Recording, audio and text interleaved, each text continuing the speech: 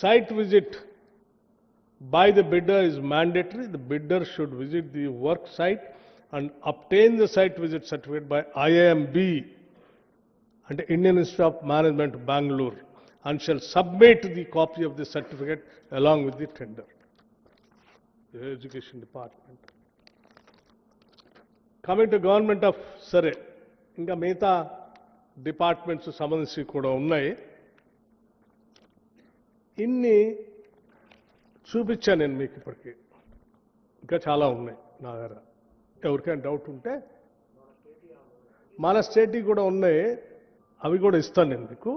First అసలు ఈ రాష్ట్రంలో ఎక్కడా లేదు, దేశంలో ఎక్కడా లేదని మాట్లాడుతున్నారు కదా.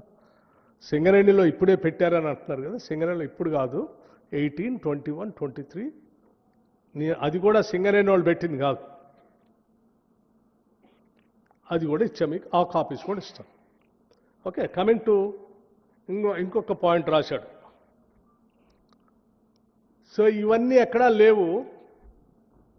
బట్టి విక్రమార్క కొత్తగా క్రియేట్ చేశాడు సైట్ విజిట్. సో ఈ సైట్ విజిట్తోనే అంతా అసలు విషయం అంతా అని వండివారు. నేను అడుగుతా ఉన్నాను, సరే ఆయన ఏదో రాశాడు, ఎవరి ప్రయోజనాల కోసం రాశాడు, ఎవరి కళ్ళల్లో ఆనందం చూడాలని రాశాడో సరే ఆయనకు వదిలేస్తా ఉన్నాను. సరే ఆయన ఆనందం ఆయన ఎత్తుక్కుంటున్నాడు. వీరు రాశారు లెటర్, ఇంకో ఆయన ఎమ్మటే హరీష్ రావు గారు. అసలు ఇదేంది, అసలు ఇంతవరకు వారి లెటర్ చూస్తే ఇంకా ఆశ్చర్యం అనిపించింది. వారేం రాశారు, after the change of the Telangana state government in 2024 SCCL and Singareni Corporation Government introduced a so-called site visit certificate system as a mandatory precondition for participation in tenders. So-called site certificate ఇప్పుడే 2024లో government, Congress government వచ్చిన తర్వాత ఇది పెట్టారు. దీని మీద ఇమ్మీడియట్గా మీరు enquiry చేయాలి, దీని మీద చాలా నష్టం జరుగుతుంది. మీరు లెటర్ రాశారు. వారు ఏమంటే ఆడు కూర్చొని నిజమే ఇది ఏడా లేదని వారు చెప్పారు. ఏడాడు ఉన్నాయని నేను వీరికి చూపించా, వారికి చూపించా, రాసిన ఆయనకు చూపించా. మీ ద్వారా రాష్ట్ర ప్రజలకు కూడా వాస్తవాలు తెలుసు. ఇది సైట్ సర్టిఫికేట్ సంబంధించిన విషయం. సరే, రెండో విషయం, మీరు అనొచ్చు అసలు టెండర్ పిలిచారు మీరెందుకు క్యాన్సిల్ చేశారు, ఇవన్నీ ఉన్నాయి కదా అని.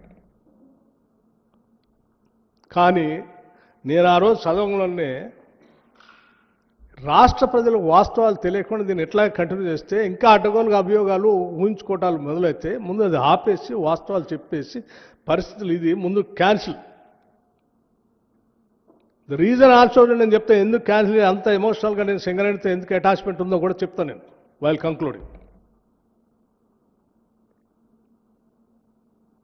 దీంతో పాటు ఇంకో కండిషన్ ఇంకోటి కూడా రాశారు వారు, ఎవరు, హరీష్ రావు గారు. Simultaneous Singareni long-standing practice of bulk diesel procurement directly from IOCL was discontinued, and the responsibility of diesel supply was shifted to contractors. ఎవరు షిఫ్ట్ చేశారండి?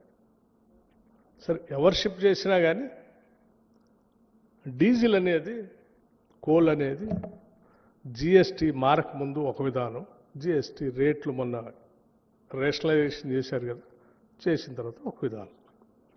దేశంలో ఏ మైనింగ్ యాక్టివిటీలో కానీ ఏ కాంట్రాక్టర్ దగ్గర కానీ కాంట్రాక్టర్ చేసేటువంటి వాహనాలకి, నడిపే బండ్లకి సంస్థలు, ప్రభుత్వాలు డీజిల్ సప్లై చేసేది ఎక్కడ లేదు.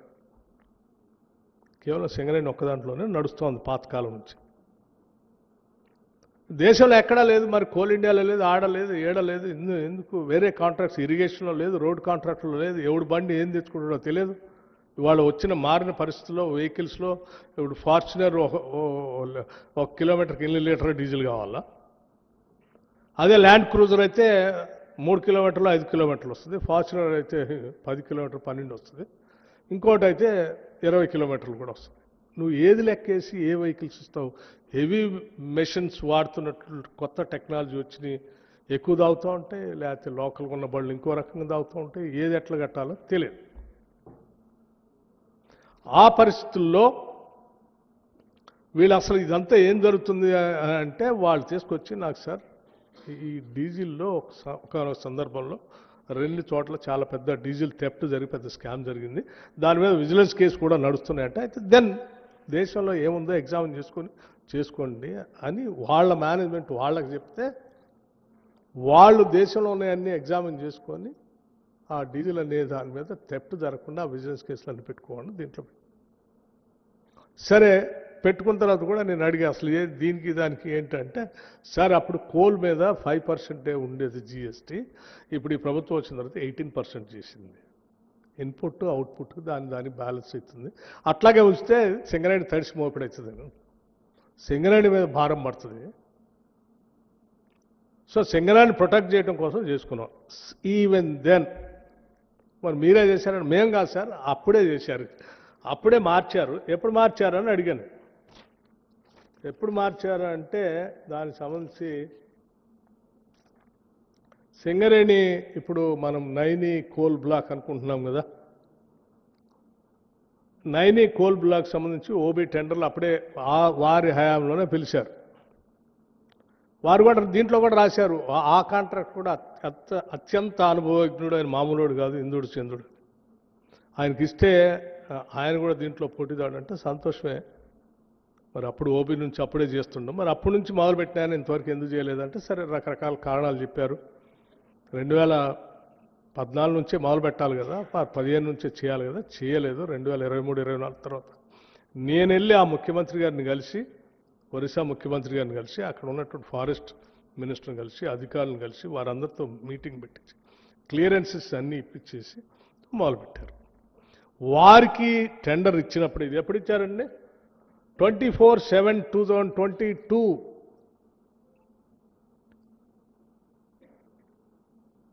24 ఈ పేపర్ కూడా మీకు ఇస్తాను. 24/7/2022 Naini area Odisha state during a period of 24 months. ఏం చేశారు ఇందులో, ఇంక్లూడింగ్ డీజిల్ కాస్ట్.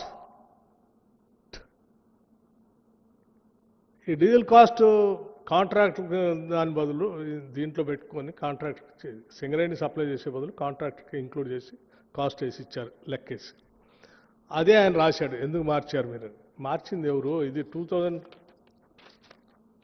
2022లో కాంగ్రెస్ ప్రభుత్వం లేదు,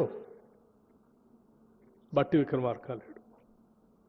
ఎవరున్నారు వాళ్ళని అడగండి మరి ఎందుకు మార్చారు. ఇదే డీజిల్ సంబంధించి ఈ రెండు అంశాల చుట్టే వారు అసలు మొత్తం ఇదైపోతుంది, అదే అయిపోతుంది అని చెప్పేసి సింగరేణి దోపిడీకి గురైపోతుంది, నష్టం జరుగుతుంది.